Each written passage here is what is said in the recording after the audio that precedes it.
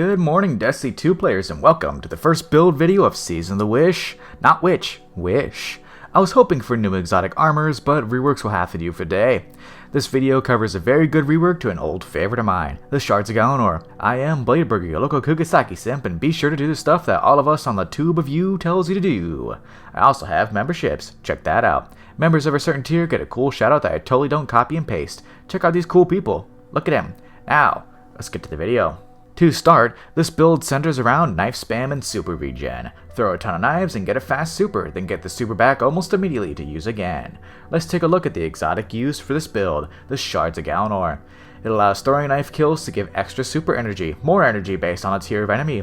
It also allows hits and kills with blade barrage to refund quite a lot of super energy, up to 50% back. It's pretty inconsistent though for my usage, and there seems to be an internal cooldown for the super energy gains on throwing knife kills. So now, to a new segment I'll do for all of these build videos. What does the exotic tell us to do? Similar to the commander format for the trading card game Magic the Gathering, your commander tells you what to do, and it's the same with the exotic. The exotic tells you what to do. Shards of Galanor has a few points that stick out. Number 1, throwing knife kills, so we need to use throwing knives. Number B, blade barrage energy refund, so it tells us to use blade barrage. With those key pieces of information in mind, the build starts to become clear and the pieces fall together. Melee build, that is centered around spamming throwing knives to get a ton of super energy.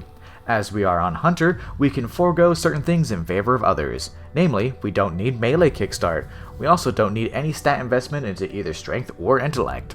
Before we get into the build, I will note that all of these builds go all in. If the build is a melee build, it goes all in on melee, not really making much room for other stuff. Let's get into it. For class, Solar Hunter obviously. Blade Barrage as a super of choice. Leap up and huck out a ton of knives that explode. For dodge, Gambler's Dodge. Roll on the ground stylishly to regain your melee back in full. For melee, I personally run Knife Trick, where you eat a fan of knives that scorch. Run whatever you please as long as it kills. Sometimes the fan of knives doesn't really kill, so maybe the weighted knife might be better to really get the kill if you can hit with it. For grenade, run whatever you want really. We're here at Bladeburger, enjoy versatility. For aspects, Gunpowder Gamble. Get kills with solar stuff to charge up a big bomb that can be shot. Does a lot of damage. Self-damage too, don't throw it at your feet when you think you have a healing grenade. We also have Knock 'em Down. Buffs your solar supers and allows throwing knife kills while radiant to refund your melee fully. Oddly only seems to work about 3 times in quick succession before stopping, sometimes 4. For fragments, we have Ember of Singeing. Your class ability recharges faster when you scorch an enemy. Do note that this triggers on kills with fan of knives, as the fan of knives scorches on hit. Ember of Torches. Powered melee attacks give you and allies who are near you the radiant buff, increasing weapon damage. Ember of Solace. Solar buffs except gear that you have last longer. Ember of Searing. Enemies with Scorch that you kill make a fire sprite, which gives grenade energy. Also triggers on kills with fan of knives. For weapons, we do use a lot of things that synergize with Scorch, so I would absolutely lean into either Sunshot or a weapon with Incandescent. Callous Mini Tool, Drang, or any of the new seasonal weapons with Incandescent, your choice. For stats, I would go for high mobility, preferably 7 or higher for our dodge cooldown.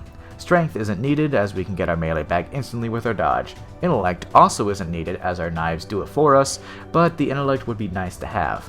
Now let's get to the mods. This build relies on general utility mods to work, not really going all in on kickstarts or surges. Like my Caliban's hand build, it leans into the dodge. Also a small note, the hands-on mod, which gives extra super energy on powered melee kills, does not seem to stack with shards, just like Doomfang Pauldron. Here's a side-by-side comparison of the two. I honestly can't tell a difference, there might be a little bit, but it seems that it doesn't stack. With that small note out of the way, let's begin. On Helmet, with hands-on not stacking, we have limited options, so I went with the dual stasis solar siphon, which makes an aura power on rapid kills with stasis or solar weapons, since I'm using Deliverance. We also have harmonic targeting, which helps my poor Callous Mini Tool hit enemies as I am bad at aiming. On arms, double heavy-handed. Make an aura power on powered melee kills with a 10-second cooldown. Bigger orbs with more mods, which means more super gains. Bungie, please revert the cooldown change. It feels super bad to have a cooldown on these. We also have Focusing Strike, giving us class ability energy on hits with powered melee. On chest piece, it's still useless, so run whatever. For For boots, recuperation, giving us a chunk of health on orb pickup. We also have double absolution, giving us energy for all abilities when we pick up an orb. Use melee for our grenade and class ability cooldowns. On class item, utility kickstart. When using your class ability, consume all armor charges to regain energy. Requires 1 armor charge to use.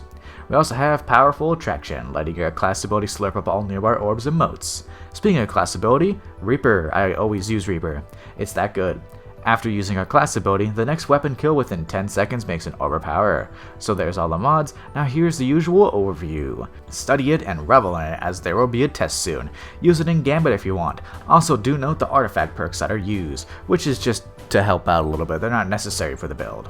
Now, to how this build plays. This build is very active. You're able to use your melee constantly, making orbs and refreshing your class ability on top of getting a ton of super energy. The 2 things to remember about this build: kill with your knives and use your super all the time. If you have your super for longer than 20 seconds, you're doing it wrong. Use your super. Use it. It'll come back quickly. The main drawback to this build is the knife itself. Phantom Knives doesn't do enough damage to reasonably down a lot of red bar enemies. In Gambit, you pretty much have to hit crits with knives on orange bars, sometimes even multiple knives from the fan. That's really the only downside to this build. This build works very well in more lower end content, as there are plenty of enemies who die to 1 knife. Is Shards of Galanor back? I'd say so. I made this exotic since I got it in Forsaken all the way until about Witch Queen. Yes, even after it got nerfed like 8 times. I really like the exotic, okay? If you use this build, let me know how it does and anything to suggest to change. I am open to feedback always. Thank you all for coming and watching. Join my Discord, become a member. See you all in the next one. Blade Burger out.